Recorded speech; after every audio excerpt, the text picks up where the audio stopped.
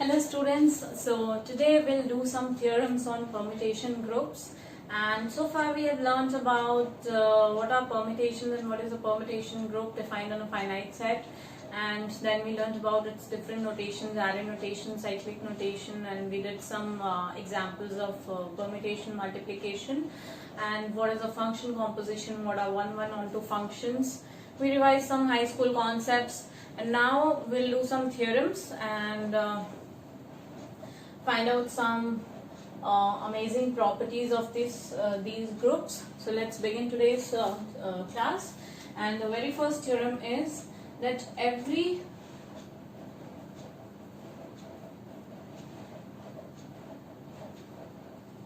permutation of a finite set can be written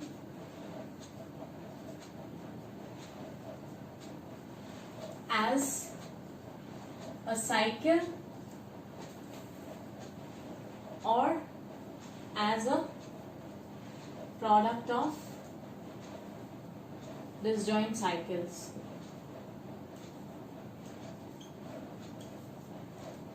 So now we have already learned what is the cyclic notation and how do we write a permutation in cyclic form, and now we'll prove that any permutations defined in a finite set can be written as a cycle or can be written in disjoint cycle form.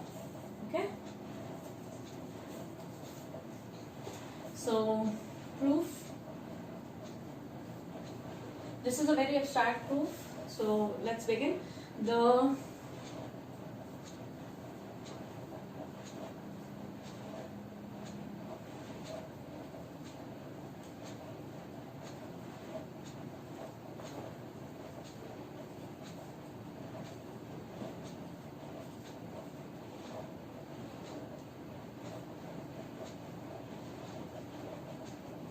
I'll not write each and every step, but I'll be speaking each and every step because the proof is a bit lengthier.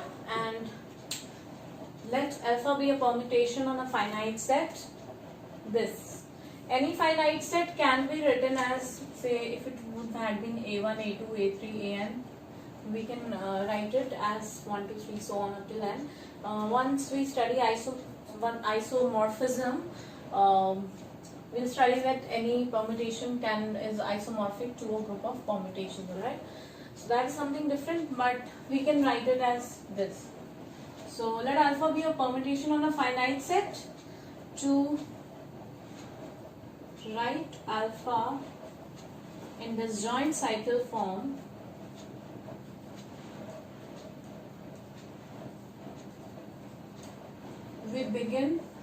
we start with choosing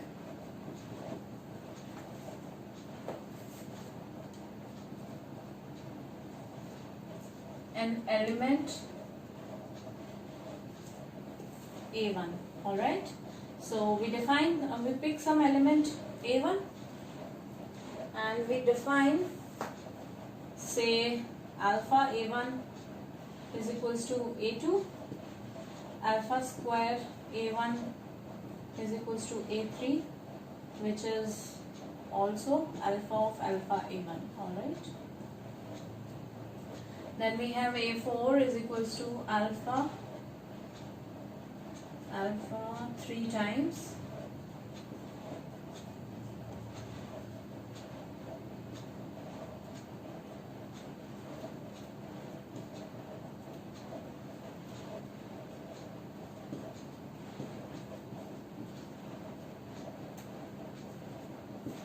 alright. So we have alpha A1 is equals to A2, A3 is alpha of alpha A1, which is alpha square A1.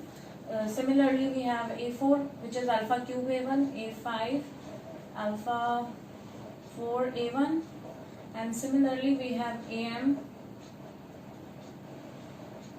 which is alpha m minus 1 A1 in general. Okay, so since the set A is finite, there must exist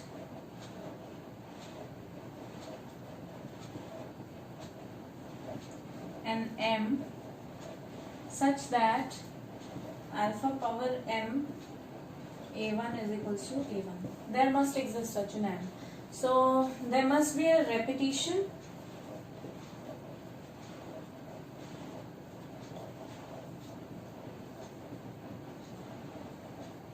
so alpha I a1 is equals to alpha j a1. Alright, so for some I and j, so this is I minus j a1 is equals to a1, and therefore we have m is equals to I minus j. Alright, so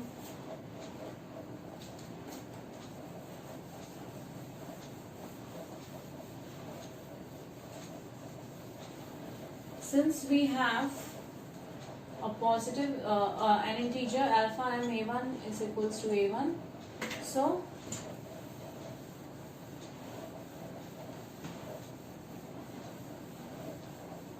we have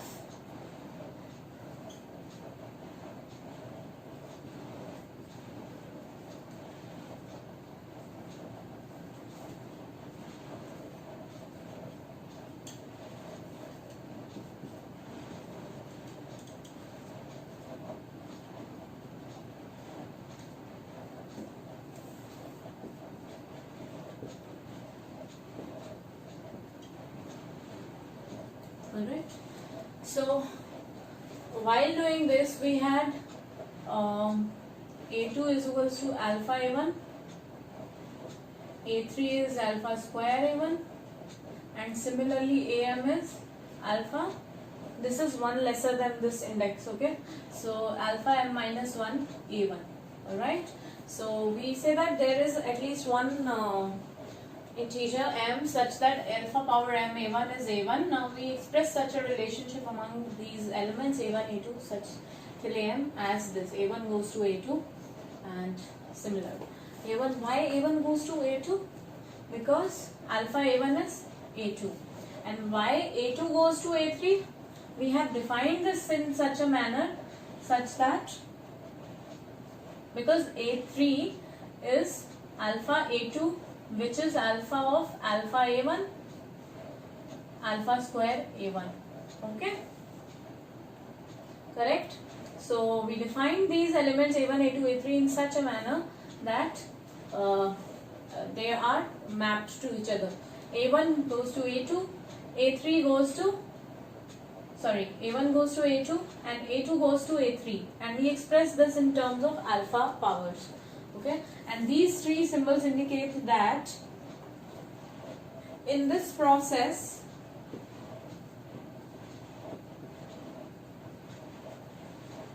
we may not have exhausted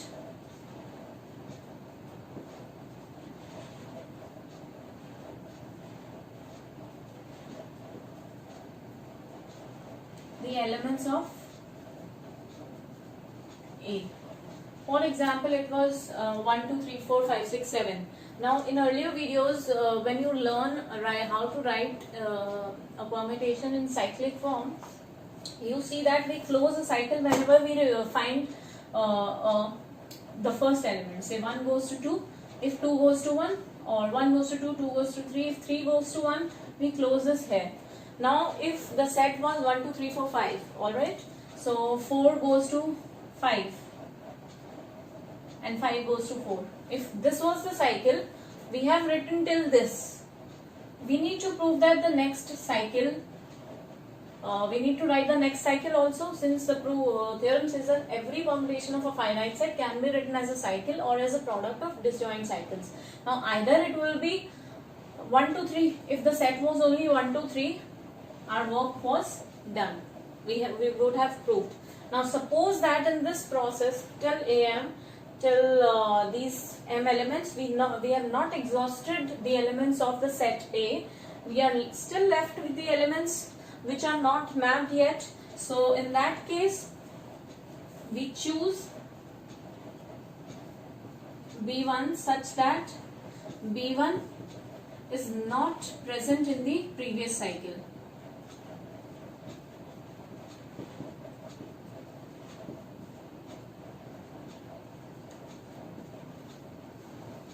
not present in this cycle. Alright, and we follow the similar process. Suppose B2 is alpha B1, then B3 is alpha B2, which is alpha of alpha B1, which is alpha square B1.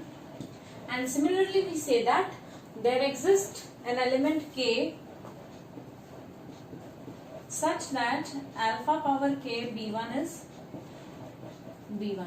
Alright, so we have already explained how this K exists. Now our job is to prove that these two cycles A1, A2 until AM and B1, B2 until say Bk, these are disjoint. For example, they are not disjoint. If that was the case, then there would have existed some I and J such that there would have been some common symbol. Alpha power I A1 is equals to alpha power J B1. Alright, this implies alpha power I minus J A1 is equals to B1. This comes here, and this implies B1 is of the form alpha power A1. Okay, and what is this element? This element is of this form. The previous cycle was A1, A2, A3, which was alpha A1, alpha square A1, alpha cube A1, all powers of alpha applied on A1, and this is also power of alpha applied on A1. So this contradicts the way we chose B1. This implies B is already present and this element is already, B1 is there in the previous cycle, which is a contradiction. So this contradicts the way we chose B1 such that it was not present in the previous cycle, but it is present in the previous cycle this way. If at all, there is a common symbol, and hence we say that these two cycles are disjoint. Now, so far what we have done in this proof, we have started with an element A1. We applied, continued applying alpha permutation on that element. Alpha A1, we define it A2, then alpha A2, which is alpha square A1, A2, which is alpha A1, A3, which is alpha square A1, A4, which is alpha cube A1, and so on, all powers of alpha defined on the element A1. So this was how we wrote the first cycle. Now we create a second cycle. We pick up some element which is left in the set, which is not mapped yet, B1, and we create a cycle in the same manner like we did earlier. Now we prove that these two cycles are disjoint.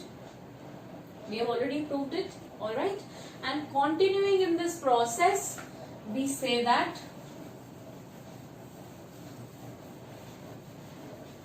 we are able to write alpha in disjoint cycle form. Our job was to prove that these cycles are disjoint. Obviously, these cycles will end because the set A is finite. Once we have exhausted all the elements of A, the proof is over. So there's no point in writing the same steps again and again, repeating these steps till we obtain the saturation where we have exhausted all the elements of the set. So this proves that every permutation can be written as a cycle or as a product of disjoint cycles. Alright. Our next proof is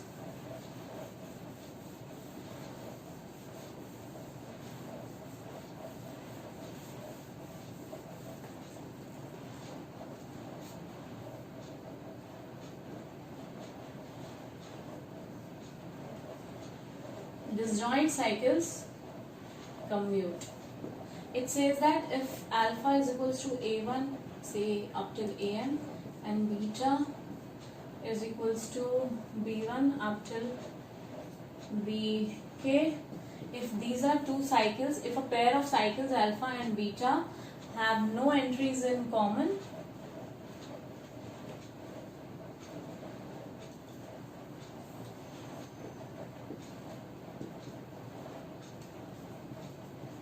and alpha and beta commute with each other. Alright, so proof is, let's quickly write down that alpha and beta, since we are defining these permutations on a finite set, are permutations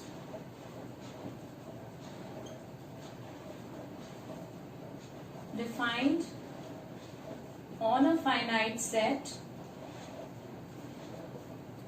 So say the set is S, A1, A2 up till AM. Obviously these elements would be in that set, and the remaining ones are C1, C2 up till CS. Now we need to prove that alpha beta is equals to beta alpha, alright? Now to prove that, we will, it means that we have to prove that alpha beta x is equal to beta alpha x for every x belonging to the set S. Now if x is some AI, if x is one of these elements, then alpha beta AI, alpha of beta AI, alright? What is beta AI? Since beta is B1, B2, Bk and AI is not present in beta, that means AI is fixed by the permutation beta. AI goes to AI for the permutation beta. AI, and for alpha, AI goes to AI plus 1. Okay, so alpha AI is AI plus 1. A1 goes to A2, A2 goes to A3 and so on. So hence AI goes to AI plus 1. Similarly, we compute beta of beta alpha AI, which is beta of alpha AI is equals to beta of alpha AI is AI plus 1. Now AIs are not present in beta, hence they are fixed by the permutation beta, and hence it's AI plus 1. So therefore alpha beta is beta alpha for all these elements. Okay. Now we compute the value of these permutations. We show that we commute on the elements of beta for all these. If x is some bi, then we compute alpha beta and beta alpha. Alpha of beta bi. Now what is beta bi? That is bi plus 1, because bi's are not fixed by beta. These are present in the cycle. So alpha, bi's are fixed by alpha. So this is bi plus 1. Similarly we have beta alpha bi is equals to beta alpha bi. Now bi is fixed by alpha, which is beta bi plus 1. Sorry, this is bi. Again this is bi plus 1. So beta alpha is equal to alpha beta for every bi. Okay. And similarly, if now the remaining elements on which we need to prove the commutativity is these CIs. If x is some CI, then alpha beta CI is alpha of beta CI.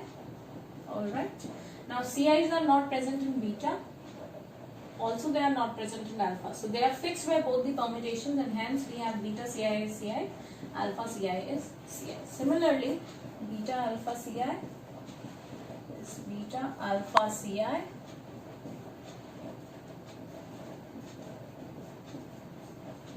Alright, so alpha beta, beta alpha for every CI. Now we have all, so far we have proved that alpha beta is equals to beta alpha for all the elements in the set.